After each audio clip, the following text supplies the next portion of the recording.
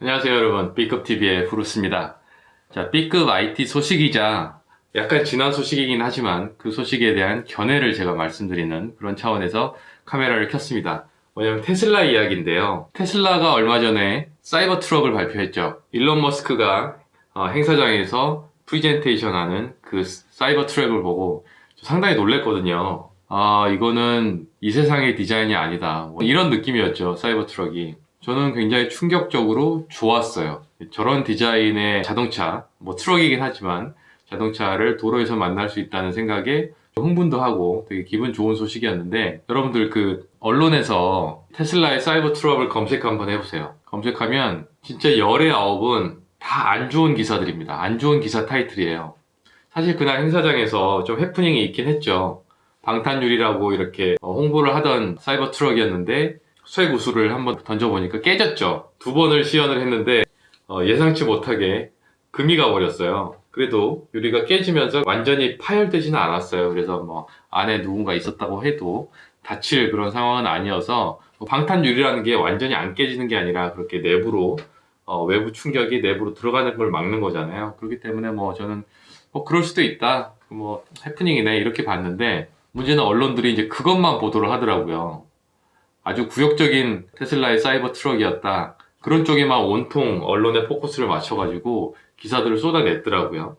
사이버 트럭이 가진 장점과 이 미래에 가져다주는 변화의 가치에 대해서 기사를 쓰는 게 아니라 쇠구슬이 유리를 깬 그 부분만 가지고 엉터리다, 부족한 투성이의 자동차를 내놨다, 이런 식의 칼럼과 기사들이 대부분을 차지하는 것을 발견을 할 수 있었습니다.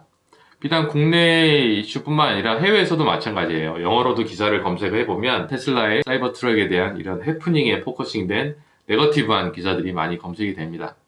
이거는 어제 오늘 일이 아니에요. 테슬라가 어떤 이슈가 생겼을 때 언론의 태도들은 쭉 이랬습니다. 기사의 비중으로 보면은 인명피해가 났다거나 아니면 화재가 났다거나 이런 이슈에 대해서 훨씬 더 크고 오랫동안 보도를 합니다. 뭐 언론만 놓고 보면 테슬라 전기차 못할 차처럼 보여요. 이번 사이버 트럭도 그렇게 언론에서 안 좋게 얘기를 하지만 20만 대 선 주문이 된 상태죠. 시장에서의 반응과 언론에서의 반응이 굉장히 다릅니다. 왜 그럴까요?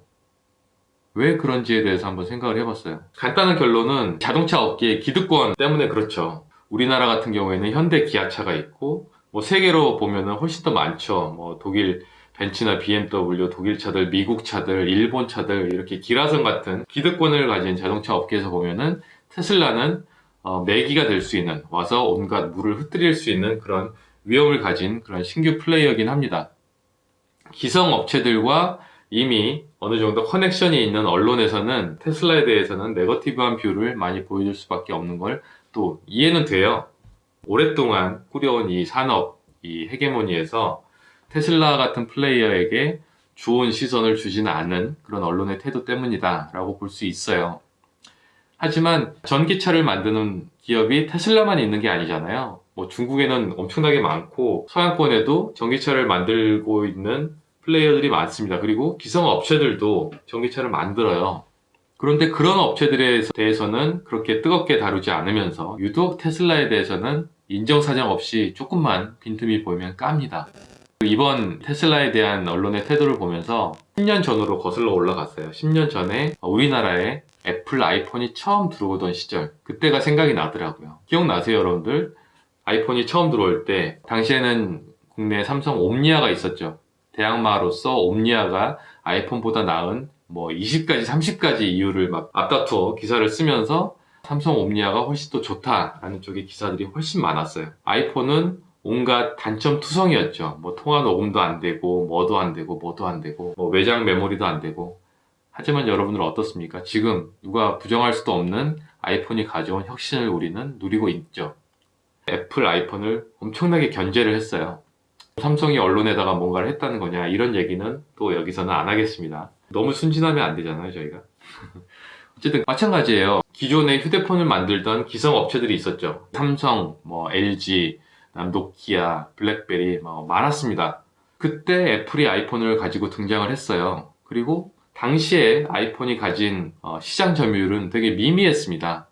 그럼에도 불구하고 어떤 모토로라나 뭐 블랙베리나 노키아나 이런 업체들에 대해서 막 견제하면서 네거티브를 쏟아내는 그런 태도는 별로 보이지 않는데 유독 애플 아이폰에 대해서만 엄청나게 쏟아댔습니다. 자, 그 원인이 뭘까요? 당시 국내 시장을 생각해보면 삼성 애니콜이 있었고요. LG 사이언이 있었죠. 그 두 회사가 휴대폰 시장의 한 70%, 80%를 가져가던 그런 시장이었어요.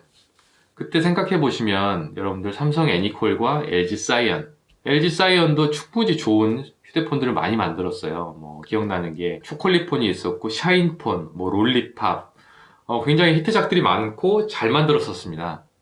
근데 언론의 태도를 보면은 LG 사이언에 대해서는 그렇게 삼성과 대비하면서 견제하는 기사가 나오거나 뭐 비교하는 그렇게까지 그런 태도를 보이지는 않았거든요. 자, 여러분들 어르신들 스마트폰 당시에 선물할 때 어떻게 생각들을 하셨나요? 가격이 좀 더 비싼 삼성 애니콜 제품과 가격이 좀 싸더라도 성능이 괜찮은 LG 사이언을 두고 부모님한테 선물을 한다. 어떤 선택을 하셨어요? 저 같은 경우도 웬만하면 애니콜을 선택을 했어요. 뭐 어르신뿐만 아니라 일반 사용자분들은 그냥 삼성이면 믿었죠. LG가 아무리 낫다고 해도 그냥 삼성으로 선택을 하곤 했습니다. 삼성 애니콜은 당시 LG 사이언을 그다지 견제하지 않았어요. 당시에 이제 외산 브랜드 중에는 훨씬 더 시장 점유율도 높고 강력했던 브랜드가 노키아였죠. 노키아와 블랙베리, 그리고 대만의 HTC도 있었고요. 모토로라. 이렇게 강력한 외산 브랜드, 당시에 애플보다도 훨씬 더 시장 점유율을 크게 가져가고 있는 외산 브랜드들이 있었는데 그 브랜드들은 그렇게 견제하지 않았는데 왜 유독 애플만 견제를 했을까요? 자, 당시 애플은 스마트폰은 초보였죠. 아이폰이 워낙 강력하긴 했지만 초보였어요. 하지만 아이폰을 써보면 그 수많은 견제에도 불구하고 실제로 써보면 당시에는 충격적인 경험을 저희한테 제공을 했죠. 하드웨어와 소프트웨어가 완전히 밀결합되는 그런 경험이 기존에 쓰던 스마트폰들, 뭐 옴니아 같은 스마트폰이라고 하는 그런 폰들과는 차원이 다른 경험을 제공을 했고요. 그런 것들을 경험하고만 사용자들의 얼굴에는 그냥 놀라움과 미소를 띠게 만드는 그런 경험들을 해줬단 말이에요. 삼성 애니콜이 지금까지 그냥 최고라고 생각을 했던 사람들한테 와, 삼성 애니콜보다 더 좋은 스마트폰이 있네. 아, 이런 경험을 할 수 있었구나. 왜 우린 몰랐지? 왜 우리나라만 이거 못 쓰고 있었던 거야? 가전에서는 LG전자가 앞선 부분이 있었지만 휴대폰에서만큼은 삼성 애니콜이 엄청나게 강력했죠. 그냥 이유 없이 LG 사이언보다는 삼성 애니콜을 선택할 만큼 충성도는 강력했습니다. 자, 여기에 키가 있어요. 바로 브랜드 파워라는 거죠. 사람들이 하나하나 따지지 않고 그냥 난 이게 좋아. 어떻게 보면 맹목적으로 좋아하게 만드는 게 브랜드의 힘이잖아요. 당시에 삼성 애니콜은 국내 최고의 브랜드였습니다. 국내 브랜드 파워 1위였어요, 삼성 애니콜이. 뭐 2위와는 엄청난 격차를 두고 삼성 애니콜이 1위를 차지하는 그런 프리미엄 브랜드였죠. 그렇기 때문에 좀 더 좋은 성능을 가진 LG 사이언스 뭐 폰이 있더라도 사람들은 그냥 삼성 애니콜을 선택을 했죠. 그런데 그 시장에 노키아나 모토로라나 뭐 HTC나 블랙베리나 이런 친구들이 하지 못했던 프리미엄 브랜드로서의 가치를 애플 아이폰이 제공을 하기 시작했던 거예요. 그걸 삼성은 미리 알고 있던 거죠. 너무나 강력했던 그런 경험과 함께 애플이 컴퓨터 업계에서 좋았던 프리미엄 브랜드 이미지를 스마트폰에 전이시키면 이건 엄청나다. 자칫 이 프리미엄 브랜드, 스마트폰에서의 프리미엄 브랜드를 삼성 애니콜이 뺏길 수 있겠다. 이런 위기감이 굉장히 컸던 거죠. 만약에 그렇게 애플이 프리미엄 브랜드로서 지위에 오른다면 삼성 애니콜이 2위가 되고 LG 사이언이 당시 국내 시장만 보면 LG 사이언이 3위가 되고 2위가 됐을 때 3위와의 그 격차 싸움과 브랜드 1위로서의 지위를 가진 플레이어가 2위, 3위와 싸우는 것과는 하늘과 땅 차이예요. 사람들은 2위와 3위는 그저 그렇게 비슷한 부류로 분류를 합니다. 1위와 어더스로 분류를 하죠. 이렇게 돼버리면 소비자들이 어떻게 할 수 있느냐? 애플이 정말 따라갈 수 없는 프리미엄 브랜드로서의 인식을 하고 있고 그 외에 뭐 사고는 쉽지만 아이폰이 너무 비싸. 그냥 나머지 중에 하나 사자 적당하게. 뭐 삼성 살까 LG 살까 별 차이 없어 보이는데 이렇게 인식을 하게 되는 거예요. 그렇게 되면 그 수년간 삼성이 애니콜이라는 브랜드를 만들기 위해서 브랜드 커뮤니케이션과 뭐 엄청난 광고 캠페인에 쏟아붓던 수백억이 뭐예요? 조에 가까운 돈을 브랜드 가치를 만들기 위해서 쏟아부었던 삼성 애니콜의 위치가 무너지는 거죠. 사람들이 이유 없이 삼성 애니콜을 선택을 하곤 했는데, 이 세상의 마케터들이 가지려고 하는 최상의 가치가 바로 그런 거예요. 브랜드 가치. 1위의 브랜드 가치를 가지면 사람들은 특별한 이유 없이 그냥 좋아서, 사람들이 좋다고 하니까 그걸 선택을 합니다. 그만큼 강력한 게 없거든요. 그 자리를 잃어버리면 그걸 회복하기 위해서는 삼성으로서는 엄청난 비용을 지불해야 되기 때문에, 그렇기 때문에 당시에 그렇게 애플을 견제했던 겁니다. 이게 생각이 나더라고요. 이번 테슬라 모양새를 보면서. 그런 게 아닐까요? 기성 기업들이 보기에 전기차를 만드는 브랜드는 많습니다만, 테슬라가 그동안 보여주는 모습과, 그리고 일론 머스크라는 어떤 상징적인 존재 때문에라도 생기는 테슬라가 가진 그 아우라 같은 게 있어요. 사람들이 테슬라만 보면 기대하게 되고, 길거리에 테슬라 자동차가 지나가게 되면 우와, 테슬라다, 이 한마디 하잖아요. 그게 뭡니까? 바로 프리미엄 브랜드로서의 가치를 가질 잠재력을 갖고 있다는 거죠. 그걸 알기 때문에 자동차 업계에서도 그러는 거 아닐까요? 마치 삼성 애니콜이 당시 애플 아이폰에 그랬던 것처럼. 바로 키는 브랜드 가치에 있다 라고 저는 생각을 합니다. 그렇기 때문에 테슬라에 대해서는 앞으로도 이런 기득권을 가진 플레이어들 때문에라도 언론에서 되게 안 좋은 기사들이 많이 나올 거예요. 하지만 시장에서의 반응은 그렇지 않죠. 사이버 트럭의 선주문이 20만 대 이를 만큼 사람들은 좋아합니다. 그만큼 그 브랜드 가치, 벤츠나 BMW가 가지고 있던 프리미엄 브랜드로서의 가치를 테슬라가 가져갈 가능성이 높기 때문에 이런 일이 벌어지고 있지 않나, 이렇게 생각을 하는 겁니다. 이런 생각을 하면서 테슬라의 사이버 트럭을 바라보고 있어요. 여러분 보셨어요? 포드 F150과 이렇게 줄다리기 하는 영상. 그거 보시면은 파워의 차이, 이걸 보여주려고 했던 건데, 저는 그것보다도 그 모습 자체가 되게 충격이었어요. 픽업 트럭인 포드 F150은 실제로 거리에서 보면은 포스가 엄청납니다. 진짜 범접할 수 없을 정도의 남성다운 그런 포스를 보여주는 게 포드 F150인데, 그 녀석과 나란히 있는 테슬라의 사이버 트럭을 보니까 솔직히 이 포드 F150이 저는 오징어처럼 보였어요.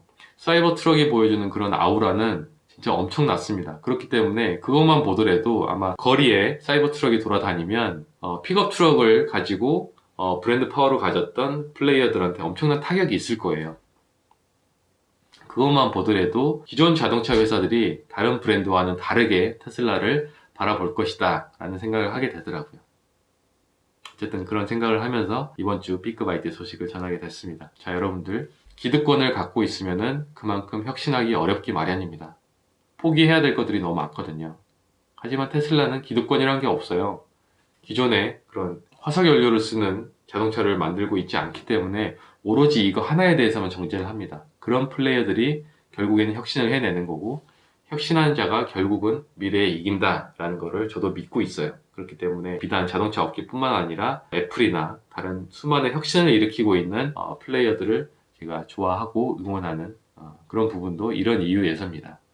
그래서 여러분들도 응원해 주시면 좋을 것 같고, 꼭 테슬라가 아니더라도 이런 것 때문에 자동차 업계가 발전하고 저희 소비자가 그 이익을 받아갈 수 있는 이런 시대를 염원합니다. 네, 이상 B급 TV의 브루스였습니다.